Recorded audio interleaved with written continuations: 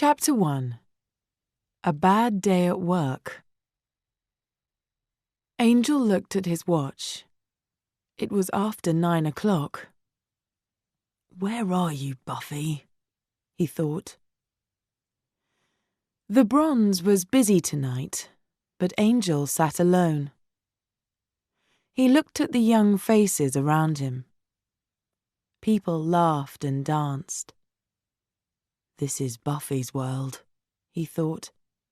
Why am I here? But he already knew the answer. He was there because he loved Buffy. With his dark eyes, he watched the door. Buffy was almost at the Bronze. It was the end of October, 2 nights before Halloween. The evening was black and cold. Suddenly, something hit Buffy on the back of her head. She turned quickly. A vampire smiled at her. Not a pretty smile. Buffy hit him hard. He got up quickly and laughed. He hit back. I haven't got time for this, Buffy thought. Angel is waiting for me. She pulled a stake from her jacket. Soon it was in the vampire's body. No more vampire. Look at me, she thought. Tonight is my first date with Angel. My clothes are dirty. My hair is terrible. This isn't a good start. She isn't coming, thought Angel. He wasn't happy. It's like, I know, someone said to him. The Bronze just isn't cool. Why do we come here? Angel looked up. Oh, hi, Cordelia, he said, and looked back at the door. I'm waiting for Buffy. Great, she said, and sat down. She smiled and talked. She moved closer to Angel. Angel didn't want her there. But he was a nice vampire, so he smiled back at her. It was the wrong time for a smile. Buffy came in and saw them together. This is stupid, she thought. Look at Cordelia. She always looks fantastic. And I look terrible. She turned to the door. Angel saw Buffy across the room. Buffy! He ran to the club door. Oh, hi, Buffy said. I'm late, Angel finished. Bad day at work, Buffy said. I see, said Angel. He smiled. I love your hair, Buffy. Suddenly, Cordelia was there. Very street fashion. How do you do it? She smiled at Buffy, then walked back to the table. Angel, said Buffy, I'm going to put a bag over my head. I can't stay here. Don't listen to Cordelia. You look great. You're very kind, she said, but she didn't believe him. We have a date, you know, laughed Angel. A date? She talked quietly and sadly. Other girls have dates, not me. I never think about my hair and my shoes. I don't have time. I think about vampires and stakes and blood. She left the club. Angel didn't follow her. Cordelia came back and smiled. "Coffee?" she asked. The next morning, Principal Snyder waited for the students at Sunnydale High. He had paper and pens. A girl walked into school. He grabbed her arm. "Hey!" she said. "Put your name here," he told her. "What is it?" she asked.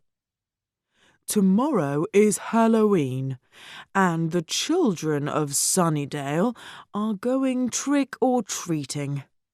They need some teenagers with them. That's you. Put your name here." "Can I say no?" "No." The girl wrote her name angrily and went off. "Did you see that?" Xander asked Buffy and Willow. "Yeah. Let's walk faster," said Buffy. "Ah, Miss Summers." There was a hand on her arm. "Sunnydale's worst student," he smiled. "Put your name here." "Oh, I love children, Principal Snyder, but I'm sorry. There's something wrong with my, hands. My doctor says." Principal Snyder gave her a pen. Then he gave 2 more pens to Willow and Xander. "Right.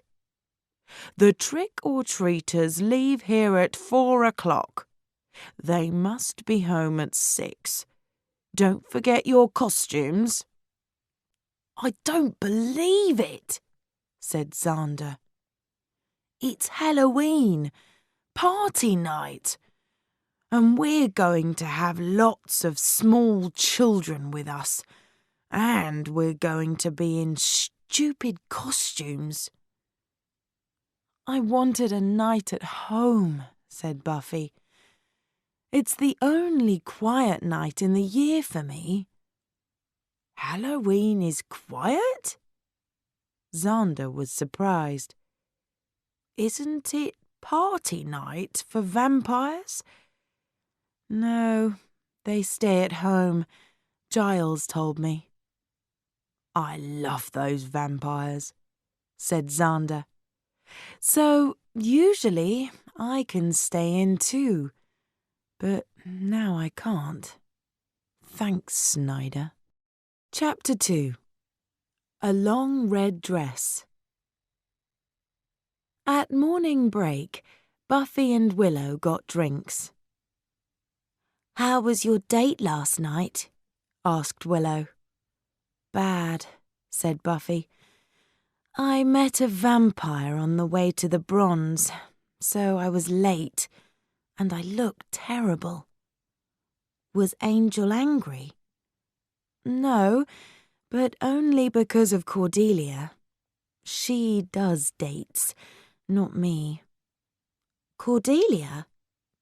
Angel doesn't like Cordelia." "Willow, what does he like? Who is he?"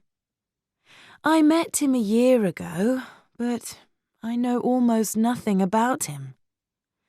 "Yeah, well, I don't have any answers," said Willow.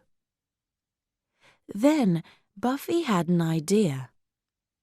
She grabbed Willow. "The Watcher Diaries." "Yeah?" said Willow slowly. "And they're Giles's books in Giles's desk, and Giles is a teacher." "You're right," said Buffy with a smile. "We mustn't take things from Giles's desk. It's wrong." Buffy and Willow looked through the doors of the library. Giles wasn't there. Willow stayed at the door and Buffy went in. Buffy walked very quietly to Giles's desk. "Buffy," said Giles. "Good." "Oh," She turned in surprise. Nothing. Hi. What? Giles looked at her. Was she a bit strange today? Now, about tomorrow night. Halloween is always quiet. Maybe we can try some new kicks. Giles. Buffy stopped him. Don't you just have fun sometimes? I have lots of fun hobbies, said Giles, and opened a book. Buffy looked at the door, at Willow. Her eyes said, Come in, get the Watcher Diaries. Giles isn't looking. Willow's mouth said, No. Buffy's eyes said, Now. Willow walked across the room behind Giles. What hobbies? Asked Buffy. Well, Giles started, sometimes I clean my books. I enjoy that. One day, leave your books for an hour or two, Giles. There's a world out there. There's this cool place. You go in and sit down in the dark. There are pictures on the wall. They move. They tell a story. Very funny. Ha ha, said Giles. Willow and the Watcher Diaries were back at the door. Okay, Giles, I gotta go. Bye. She ran from the room. Buffy and Willow sat in the girls' room. They read the Watcher Diaries. Wow, said Buffy. Look at her. There was a picture of a beautiful woman in a long dress. Who is she? Asked Willow. It doesn't say, but look. It says 1775 here. Angel was 18 then. She looks very rich, said Willow. Buffy thought about Angel in 1775. He was young then, and a man, not a vampire. She knew him in the best part of his life, lucky woman, she said. No, said Willow. Life was terrible for women then. The girls' room door opened. Well, Buffy, you left poor Angel alone last night. It was Cordelia. He's so nice. But what's his story? I never see him around. Not during the day, said Willow. Cordelia looked at Willow. He's a vampire. Didn't you know? A nice vampire? I don't believe you. You can't keep me away from Angel with stupid stories like that.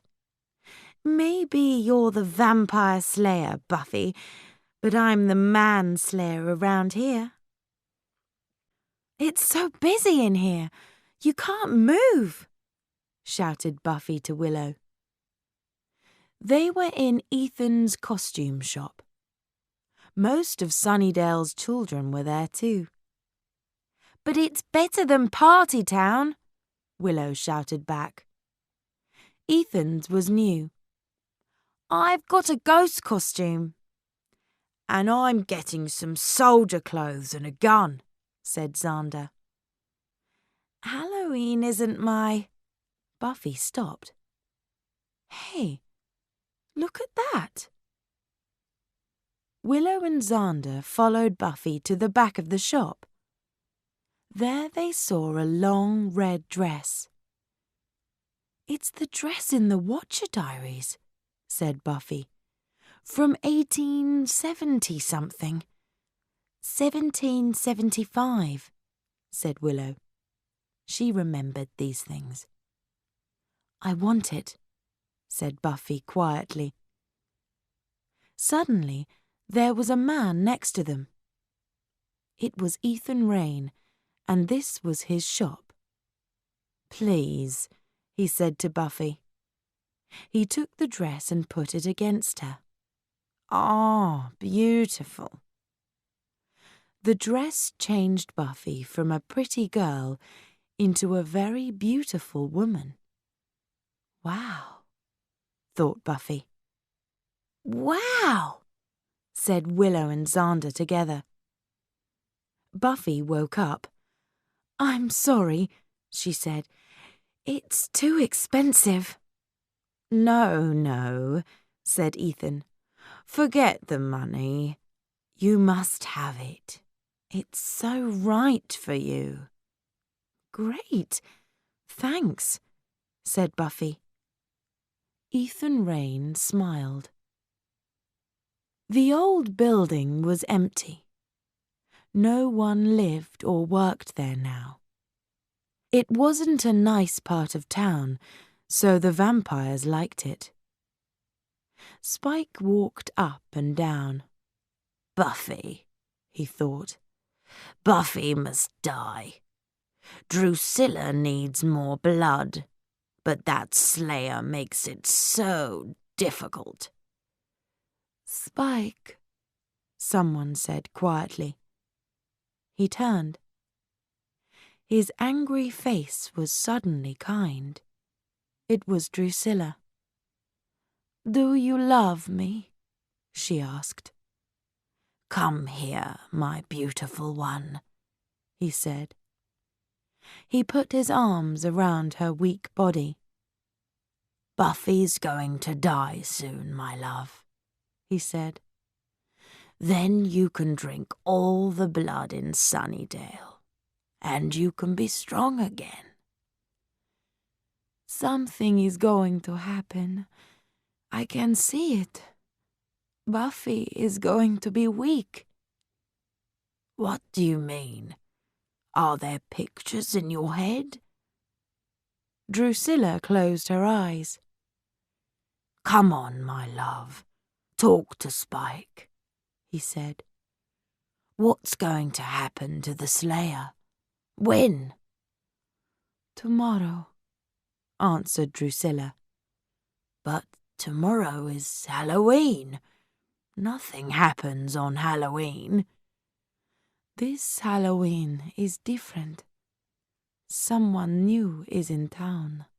Chapter 3. The Fun Starts.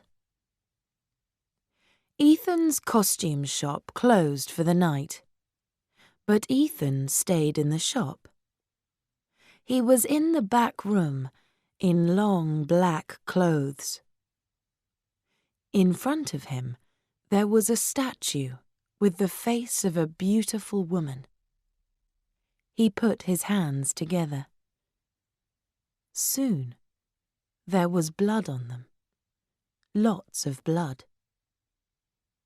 He said something to the statue in an old dead language.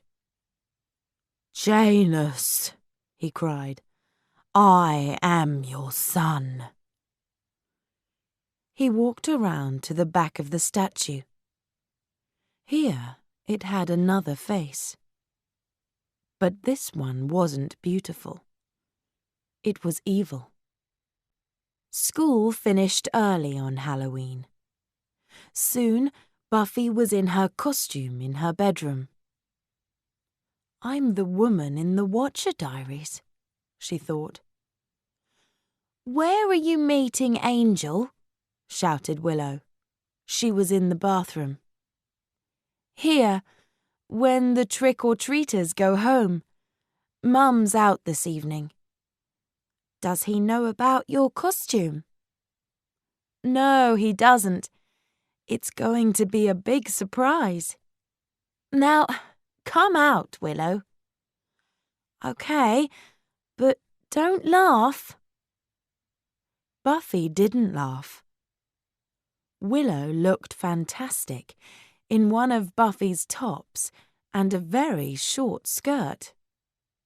"Wow," said Buffy. "Forget Cordelia. Meet Willow, the new manslayer." "But This isn't me. Willow wasn't very happy. It's Halloween, Willow. You can be a different person at Halloween. A new you. It's just for one night. Someone was at the door. Xander's here. Are you ready? Yeah, okay, said Willow. Buffy ran down and opened the door. Xander pointed his gun at her. Buffy, you are so beautiful. But look at Willow, said Buffy, and they turned. She's... Oh. Willow was in her costume from Ethan's. A ghost. Let's get our little monsters, said Xander. They were at Sunnydale High. There were young children in costumes everywhere. Principal Snyder saw them. He came over to Buffy. 5 little people with green faces and black teeth followed him. Here's your group, Summers, he said. He didn't smile. Just bring them all back here at 6 o'clock. Children ran from house to house on the streets of Sunnydale. They shouted and laughed. People answered their doors and looked frightened. Soon it was nearly 6, and Buffy's group were tired. Some of them didn't like the dark. Okay, she said to them. 1 more house, and then we're going back to school. The children ran to another house. I'm enjoying this, she thought. It's fun. Back at the costume shop, Ethan was ready for his Halloween fun. Janus, he said to the statue, this night is yours. Buffy was suddenly very cold. In the next road, Mrs. Parker came to her front door. Willow's group waited. Trick or treat, they shouted. Oh! Mrs. Parker put her hands up. I'm so frightened. Then she smiled. What lovely children. Ethan took the statue in his hands. Buffy started to feel a cold wind around her. A strange green light came from the statue. Ethan smiled. Now the fun can start. Mrs. Parker looked at the trick-or-treaters. Well, Mr. Monster, she said to the nearest child, what can I... Ah! A green hand grabbed her neck. The child monster wasn't a child now. It was a monster, strong and evil. What are you doing? Stop that! Cried Willow. Mrs. Parker pulled the monster's hand off her neck. She ran into the house and closed the door quickly.